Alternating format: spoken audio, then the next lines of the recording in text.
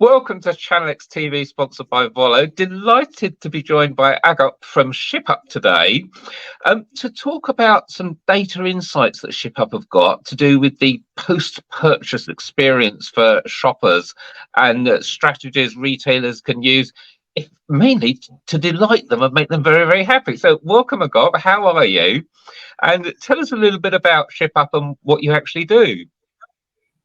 Hi, Chris. Thanks a lot for welcoming me and giving me the opportunity to have this discussion. Actually, I've been the CEO of Shipup for a few months now. It's a company that was founded 7 years ago by French entrepreneurs and is now part of the global. And Shipup, if I were to summarize it in one line, is a technology company specializing in providing solutions for post-purchase communications and customer experience optimization. I'm sure we'll get the opportunity to discuss way more in details what post-purchase means and brings. Yeah. Now, I know you work with a lot of UK retailers and have recently done some research with over 2,000 UK shoppers. What did you find? What are they telling you? Well, actually, we've conducted this research a few months back on a total of 6,000 customers in France, in the UK, in the US. But if I were to drill down maybe a bit more in some very interesting insights and some that are counterintuitive as well, because in this era of e-commerce, the purchase that we're in, we all think that customers, their priorities is to get delivered as quickly as possible. That's true. However, in most of the cases, which is like 60+%, they prefer accuracy of the delivery. You commit to deliver in X days, just be on time. I don't care if it's 1 day or two, but if you tell me 3 days, be there after 3 days.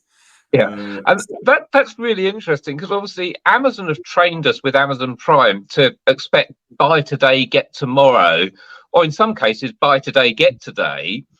And yet at the other end of the scale, you've got upstarts like Temu coming to the market, whose proposition is totally different. And it's like their proposition is, look, we've got very, very low costs, but it's going to take 5 to 10 days to arrive, maybe a little bit longer. And there's that balance between do you want to pay for a service and have that immediate gratification, or are you willing to wait in a trade-off for cost? And the other thing I find really interesting about Temu is they're so confident in their delivery experience that if they're later than their estimated delivery, they'll give you £5 credit for your next purchase. So I guess that's leaning into, doesn't matter when it's arrived, but deliver it when you said you would.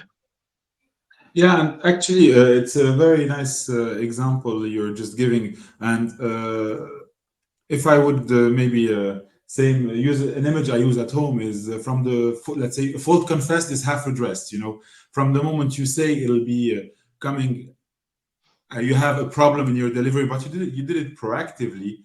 Your clients will be much more ready to accept your excuses if you do it proactively, and don't consider it's a reason, the deal breaker for them never to come again, actually. Apart from that, an additional insight that is interesting on that topic, Chris, is apart from being quick and or reliable, giving flexibility to the shopper as well in this kind of configuration is important. I'll give you an example. You have ordered the Christmas gifts for before you travel away from London, for instance. However, your delivery will be too late and it won't reach in time before you catch your train. One case would be to give you the opportunity to reroute your gift to your destination, for instance. No, I understand. And I guess those delivery notifications are increasingly really, really important. And many of them now come with different options. So it might say your delivery is going to arrive on such and such a day. Would you like to divert it to a parcel locker or a parcel shop? How much of that do you see consumers actually making use of, and how many just get the notification and then just wait for it to arrive? Do you see many people actually diverting parcels, for example? For now, it's still education, actually. From what we have seen, it is delivering more and more, but it's not yet in the usages that are very automatic for the consumers. But yeah, indeed, I see a very promising future for this kind of flexibility. Now, Ofcom have released some interesting data just yesterday on UK carriers and to do with customer satisfaction. And Ofcom are saying we're still getting too many of what they class as delivery problems, which is a whole range of things from you left it on my doorstep in the rain to it arrived late to it's damaged or whatever. Many of these, I personally think you shouldn't be ringing the courier for. You should be ringing the retailer because they're the person that supplied you.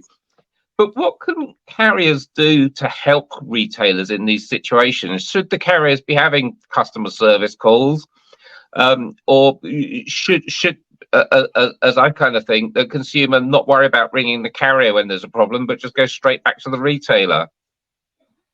Well, actually, you have two things. First, on the carrier side, there are some things that can be done, and I've seen this example in Australia, for instance, that it's very much developed. Is if you want, as a carrier, to drop the package at the doorstep, there's a possibility to notify the customer in advance, saying, given the time frame in which I will be dropping the package, you might be not be at home. Do you give me the authorization to drop it on your doorstep or not? If not, please let's reschedule. So on this side, you get the buy-in, let's say, of the customer. And the second aspect is by working on a post-purchase solution, you can find actually a way to better communicate with the end customer for him not to be just calling your service service center, like, where is my, or what we call the WISMO, so where is my order? Because this level of complaints first are very irritating for the customer, very costly for the retailer, and in the end it affects let's say financially the retailer, and from a customer satisfaction the end user as well. So we need to find workarounds to a better use of our capacities, both on the retailer and the carrier side, and that's where the kind of solutions for post-purchase, of which Shipup and other actors on the market are very instrumental. Something else that was in the Ofcom report was they looked at Royal Mail, who we all know, because Ofcom have fined them, have just not been delivering on time recently. And Ofcom have actually said that they are going to be looking at the universal service and see if that needs revising, so it maybe won't be a 6-day-a-week service at some point in the future. But what can Royal Mail do to kind of optimize their post-purchase offering to benefit retailers and make consumers' lives better? So, Chris, thanks for the question. I'm not sure I would go very much into the details regarding Royal Mail, because I'm not fully aware of all the intricacies and ins and outs of their setup. But what can I tell you is how e-commerce could have anticipated these kinds of problems and how they can proceed, and starting now actually by focusing and improving their post-purchase. So as I was telling you a bit earlier, you can focus on sending proactive notifications to the customers. You can give more concise information, and I think we still underestimate the capacities and all the strength of data analysis, of capitalizing on all the huge volumes of data we manipulate on a daily basis to improve our performance, in order to identify patterns, to optimize delivery routes, to have more accurate delivery estimates. And as well, apart from the data, is to focus on your customer feedbacks as well, your complaints data, because based on that, it will provide you more root causes for you to address issues more proactively. So I want to look forward to 2024 and what post-purchase innovations you think might be coming. And I've got one scenario to ask you about, and that is, I'm only too well aware the difficulties that retailers and carriers have delivering. So very often I'll hold back on purchasing an item for a couple of days until I know the next day I'm going to be home, and then I'll buy it, and then the next day it's delivered when I'm at home. But is there going to be a way, and especially on other platforms like marketplaces, where there's pressure on retailers to dispatch fast? Is there any ways that you can see that I'm going to be able to go and buy from a retailer and say, look, today's Friday, I don't really want it Saturday or Monday. I'd love to have it on Wednesday next week. And that's the kind of bit of the post-purchase that's missing for me. The ability for me to say, hey, Mr. Retailer, I'm going to be at home all day Wednesday. I'm working from home. Can you deliver on that day? And that's the tricky bit with most retailers at the moment that I see, and marketplaces, in fact. Actually, it's been a use case that has been developed, has been developed a few years back, where you can have planned deliveries. Very often it's associated to exactly the reverse of what you were saying, is the delivery same day or following day within a very limited time frame, and it's considered as more premium. But we have very high expectations. It will become more and more mainstream, especially with the development of home office, people working from home, and having more clarity on their schedules way ahead, actually. But if you go around what things could happen on 2024, there are a lot of areas that have been much more investigated on post-purchase, and us and other actors have invested a lot on, is returns, is value.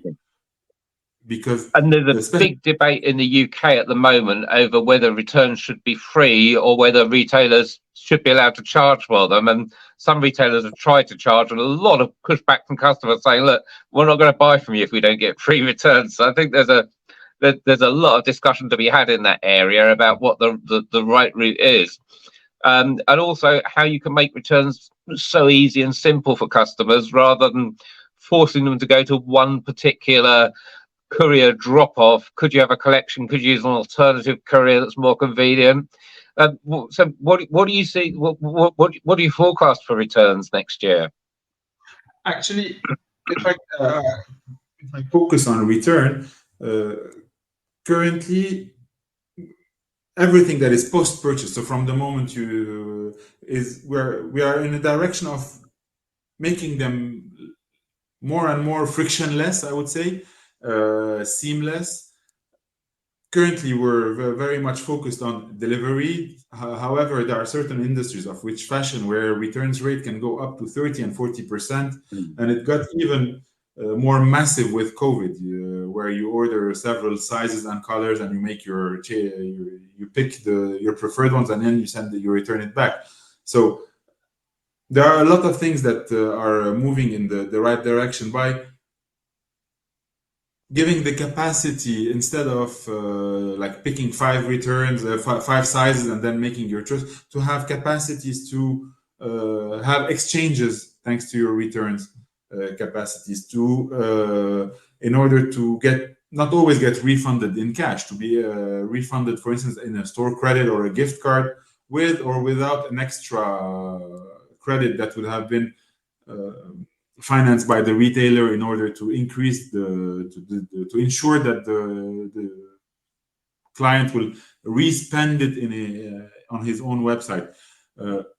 However, the real topic about returns today is to make it fully frictionless and get more and more away from this label in the box that has been the historical model for years now, and that is not fully in line with the market trends we're seeing nowadays. Yeah, and I think the label in the box, I just look at it and think, oh, that was a waste of paper. What about the environment? I'd much rather have the ability that, for the few that I may want to return, to either produce a label or have a label-less collection, which most carriers are offering nowadays. But is there anything else that came from your study that shoppers really, really want from retailers?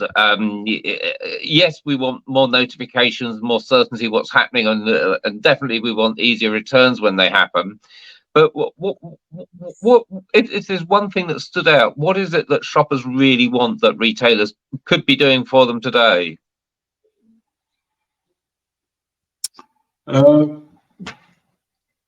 What they want today and what we have seen, actually, even though we had the intuition, now we have put, let's say, figures behind it from the study. As I was telling you, is I prefer bad news to no news. In case I'm unhappy, we understood that 79% of the people we have questioned will never go back. And actually, especially in the economic situation we're in, it's already costs quite significantly to retailers to attract the shoppers.